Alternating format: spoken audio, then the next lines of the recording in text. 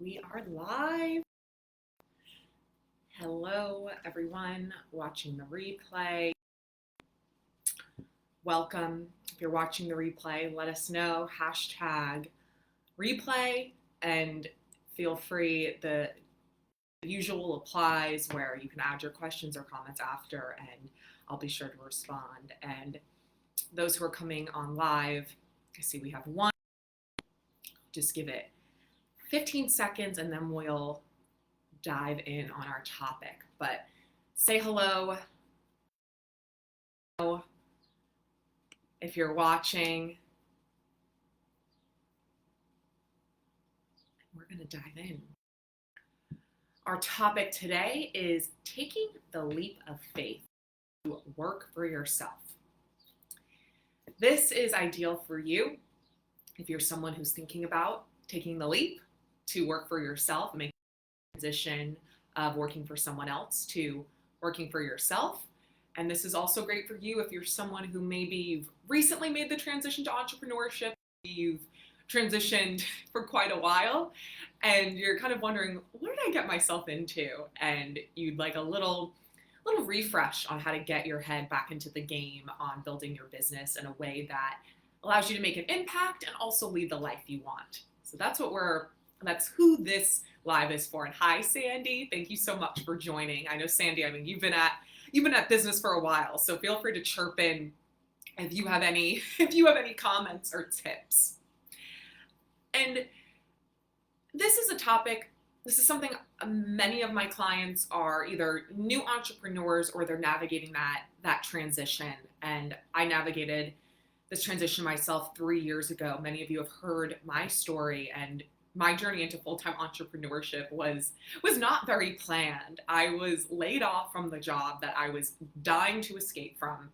I had briefly started my business on the side. A couple clients, didn't really know what the hell I was doing, to be honest. I was just kind of doing it on the side. And then I was laid off from my job, and it was a real disruption to these patterns of thinking, these habits that were keeping me stuck and, quite frankly, keeping me playing small. And through some soul searching after that time I was laid off, even though I was interviewing to other jobs, I just couldn't ignore that voice that was screaming at me to go full ahead and do my coaching business. And this is going to be an honest conversation. There's ups and downs. It's not what we always see on Instagram, but at that same time, neither is life, neither is working in a corporate job. We're going to have challenges anywhere. And what we want to talk about today is, if you're thinking about taking this leap, the unknown can make our brains go crazy and make us think it's going to be insecure, so much worse than it really is. So my intention is to help you think about how you can prepare yourself both mentally and financially to succeed as an entrepreneur. Think about how you can approach business from a place of leadership rather than getting caught up in trendy tactics and strategies, like really creating sustainable success. And then also, what are those things that you want to focus on that actually drive results in your business and that allow you to build a business that works for you? Because if you're going into business, you're probably not wanting to do it someone else's way. There's probably a part of you that you want the freedom to be able to make an income, an impact, and a life on your own terms. So following someone else's model for what works for them, trying to do it your way, trying to do it that way, probably isn't going to be very fulfilling for you, even if it does produce results.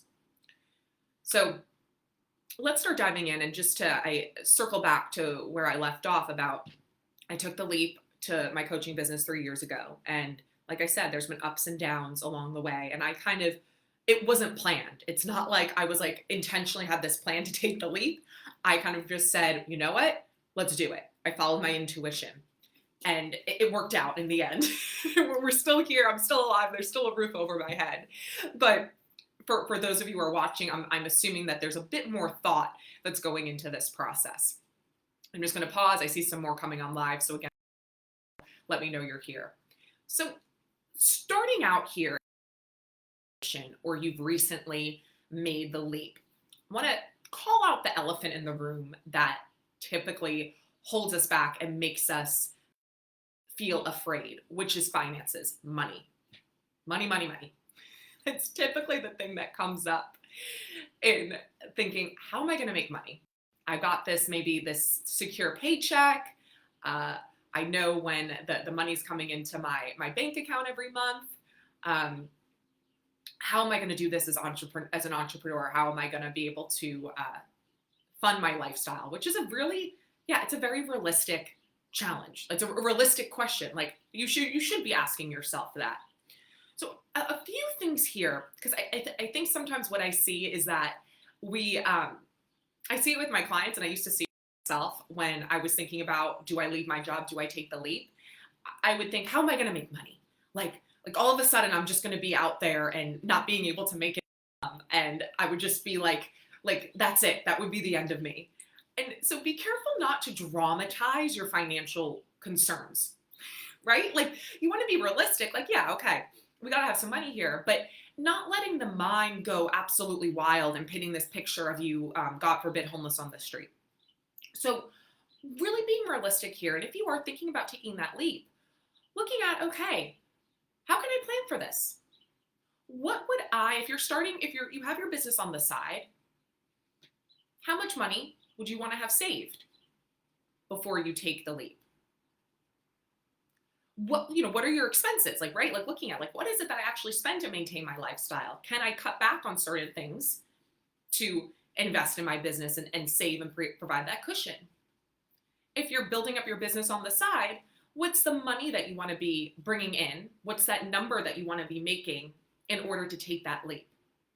So really not letting money be this monster in the closet that it's like, oh, I'm scared of it. But really like looking at it realistically and doing the numbers there. And it's going to be different for everyone what this looks like. I've worked with all of my clients who have taken the leap. Each of them has done it differently. No, not one person has done it the same. So thinking about that in terms of taking that leap, and then thinking about with money, with a business, on some level, you have to spend money to make money. And rethinking where you're spending money and how you can take money to invest it in your business to help you grow. So thinking about that as well as you're thinking about finances, whether before you've taken the leap or you've already taken the leap. But rather than being like, oh my gosh, I don't want to spend any money. I got to have a really strong cushion. You want to maintain that balance of having some savings, but also it's like, where can you invest money in your business to help you grow? And thinking about that as an investment. So rather than buying a Gucci belt, taking that money, and it could be something, whatever that might be for you. Investing in support, marketing, investing in coaching to help you stay on track.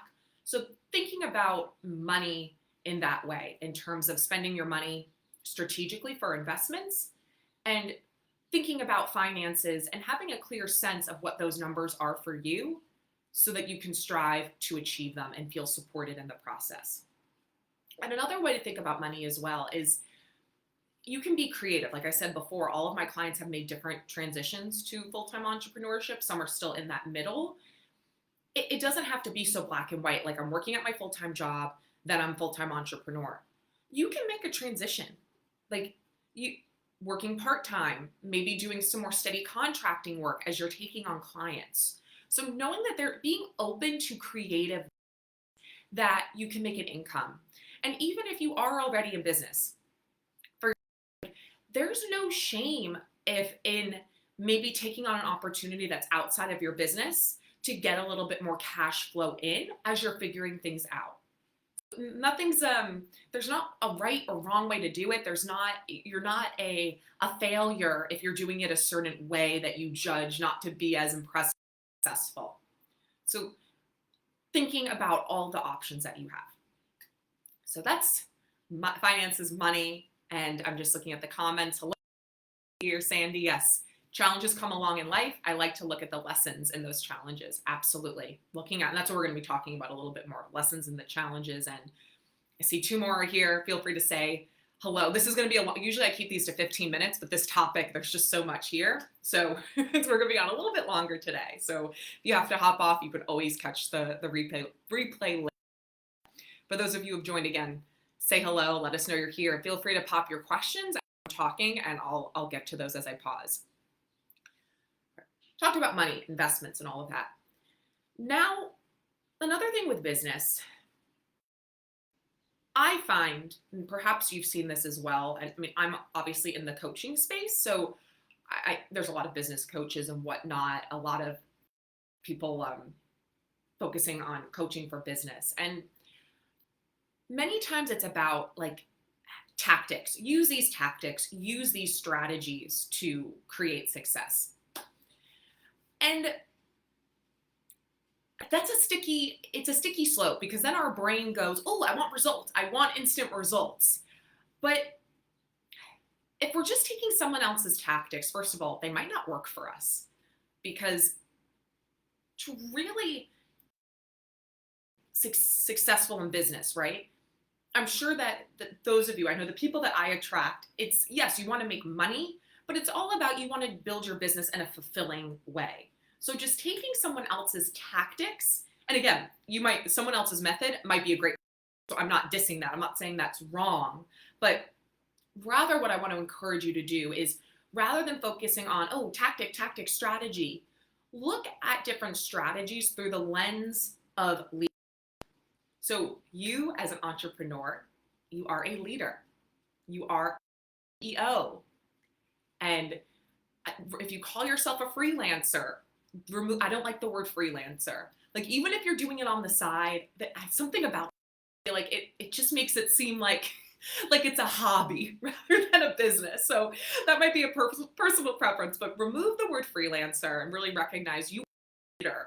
You are an expert. You're a CEO. And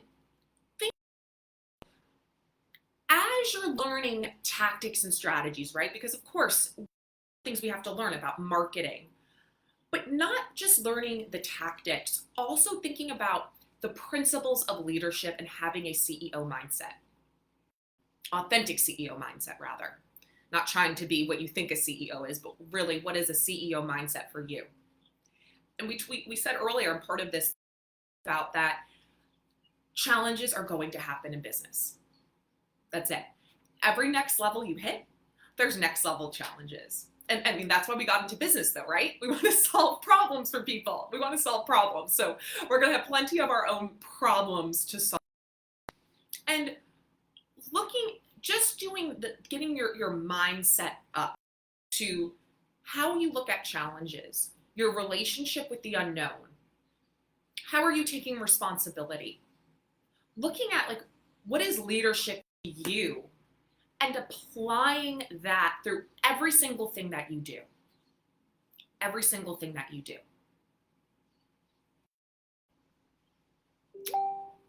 Because at the end of the day, if you're just focusing on tactics alone, you're just going to be like a little hamster chasing a wheel. But when you're combining strategies with growing yourself as a leader, that's where that magic happens. Because that's a foundation. Like, if you're growing yourself as a leader, that's a foundation you can always fall back on, because tactics, they come and go. There's different trends, social media, who knows if social media is going to be here. But basic principles of leadership, such as building relationships with others. Building relationships with others. So that weird. Building relationships with others. Investing in your network, being a resource to others, being service, because your business is not about you. Your business is not about you. It's about the impact you're making. And same with being a leader. Being a leader, it's not about you. It's about the impact you're making. So working on that, prioritizing that as you're looking at strategies and ways to grow your business. Any questions? Just leave them in the chat. And now I want to leave you with something else, which is the focus. Starting a business, growing a business, there are so many shiny objects. And this goes back to what we were kind of saying about all of these tactics. The reality is that what works for someone else doesn't have to work for you. You don't have to take other people's approaches. And like I said before, other people's approaches might work for you, but being open to doing business your way. So there are key things, like, right, there's activities that regardless, they drive the needle forward. So first thing in your business, you got to be building relationships. You have to be investing in your audience, because if you don't have relationships, then you won't have anyone to buy from you. Now, notice that we're focusing on a principle there. There are a million different ways that you can build relationships. You can do this on social media. You can do this in speaking engagements. You can do this on networking events. So there are so many different ways, but realizing sometimes people get caught up in, when they're starting out, oh, I gotta have a fancy website. I gotta have my fancy business cards. Well, not so much right now with COVID. You're probably not thinking about that, but oh, I gotta have a beautiful logo. Stop.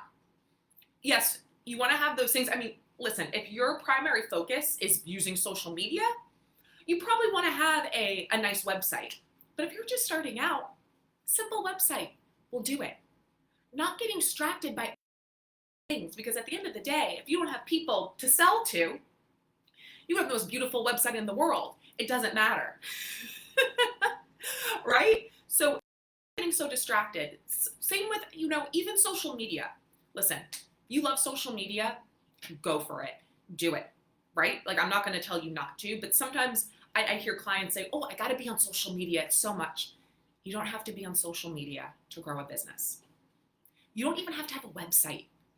I have a client right now who's just getting referrals. She doesn't even have a website yet.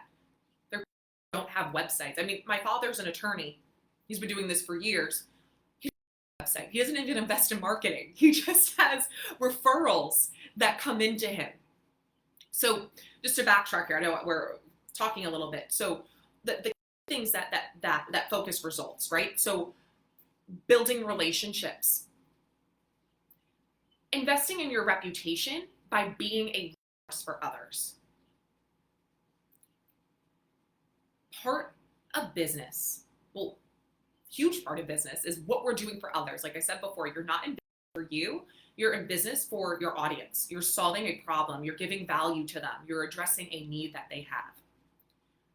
Being a resource everywhere you go, and not focusing like, oh, I gotta get a sale, but building a relationship, a reputation that people know what it is that you do. They've experienced your expertise in some way or shape. Really focusing on being that resource and giving. So as you're building relationships with people, you got to give them value. They got to get a sense of the know, like, and trust factor, what it is that you do, how you can help them. And don't get caught in that scarcity. There's a scarcity mindset, like, oh, don't give away like too much for free. Whatever you give away for free, nothing's the same as working with you. Nothing is gonna like give everything away for free, but nothing is gonna be the same as experience as working with you through one of your services or products. So keeping that in mind. And I find that the abundance mindset always trumps the scarcity mindset. So second thing. Third thing that's important is getting clear on what it is you do. Being able to communicate what you do. Doing market research. Getting to know your people inside and out. Because people won't know you if you can help them if they don't understand what you do. That, at the end of the day, and you could have a website up, but if it's not clear on what you do, people aren't going to know if you can help them. So focusing on these activities to really produce results, and you can do it any way you want. So building relationships, showing up as a resource, getting clear, knowing your audience inside and out, and really getting clear on what you do and communicating that. Those things, there's so many different ways that you can do it. and really selecting strategies then that work for you. Like I said, you don't have to be on social media. That's a big one. I see people that are like, oh, I think I have to be on social media. Again, you might love being on social media. That's you. Go for it. But you don't have to do that. You don't have to do networking events. You don't have to speak. There's nothing you have to do. You do have to do something though, and you want to be intentional with it and committed to it. You got to do something. You can't just sit. I wish people would just sitting in your office, but you do have to do something. But deciding what that something is up to you, and keeping in mind these things that drive the needle forward. Okay. That is the gist of what I have for all of you today. So thinking about, like we talked about, the finances piece,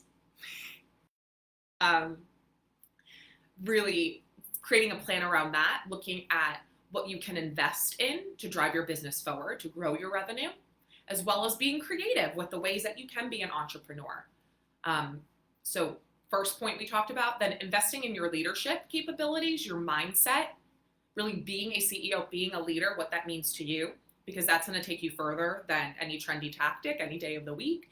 And then third, looking at these core activities that actually drive results and thinking about the strategies that you want to use to do that. It's up to you. Business is fun. So yeah, Sandy, you're so right on shiny objects. Focus is key. Absolutely. And Talia, it sounds like it resonates with you. Being intentional and drive the needle forward. Yes, absolutely. And I'm announcing something here that I'm excited about. This is the first time I'm announcing it. So something I'm doing a little bit differently in my business is launching something called semi-private coaching. So I'm not launching my next group program till the fall. And I'm kind of, my one-to-one coaching practice is kind of at capacity. So I was thinking about another way to deliver coaching to those of you. And what I'm going to be offering right now is something called semi-private coaching. Being in a small group of women who are in the same point as you, no more than 2 to 4 women. So that way you're essentially getting one-to-one coaching at a much lower investment point, but you're also getting that benefit of the group dynamic. So that's something I'm casually just announcing it here. You'll hear more, but anyone watching or watching the replay, if you want to learn more and what that could look like for you, just send me a DM and I'll send you the details on that. So thank you, ladies, for tuning in live. For those of you watching the replay, leave your questions or comments and we'll get back to you after. Have a wonderful evening and rest of the week. Oh, thanks, SJ. I'm glad you love the idea. I think it's a great idea too. Thank you.